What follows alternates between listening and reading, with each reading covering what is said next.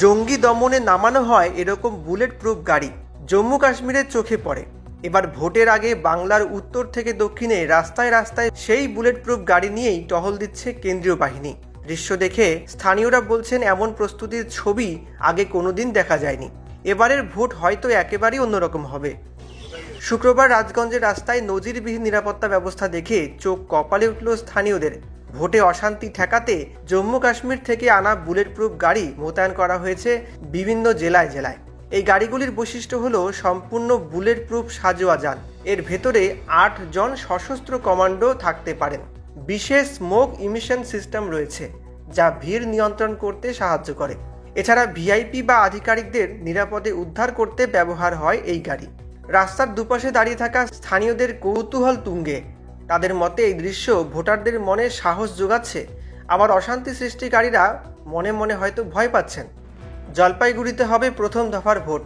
আগামী 23শে এপ্রিল যাতে মানুষ নির্ভয়ে ভোট দেন এবং যাতে কোনো রকম সমস্যার মুখে পড়তে না হয় তার আগেই এমন প্রদর্শনী চলছে বলে জানা গিয়েছে প্রশাসন সূত্রে। অভূতপূর্ব ঘটনা। আমার মনে হয় এবারে নির্বাচন অনেকটা সুষ্ঠুভাবে হবে এবং কোনো রকমের লুটতরাজ বা কোনো রকমের অঘটন ঘটার সম্ভাবনা কম মনে হচ্ছে আমাদের। না, এখন অব্দি কোনো ঘটনা ঘটে নাই বা ঘটার সম্ভাবনা মনে হচ্ছে না। তো এবার মানে এই যেহেতু অন্তত ভোটটা এবার নিরপেক্ষতাই হবে, শান্তিপূর্ণভাবে এবং নিরপেক্ষ হবে। আমাদের এই আমার জীবনের প্রথম, আমার 72 বছর বয়সে আমি কোনোদিন এই ধরনের প্রস্তুতি দেখিনি। আপনারা নির্ভয়ে ভোট দিন, আপনাদের জন্য আমরা। আমার নাম নকুল গুহ, কেবল মারাম।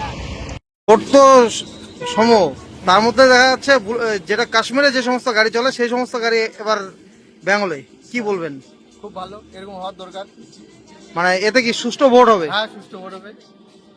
প্রতিবার যে বিভিন্ন ঝামেলার খবর আসে সেই জিনিসটা আর হবে না আর কি, এরকম থাকলে হবে না। এরকম থাকলে হবে না। না, এটা কি গাড়ি দেখলেন? এটা ব্লুটুথ না, বুলেট প্রুফ গাড়ি ঢুকে গেছে। কি নাম কাকা আপনার?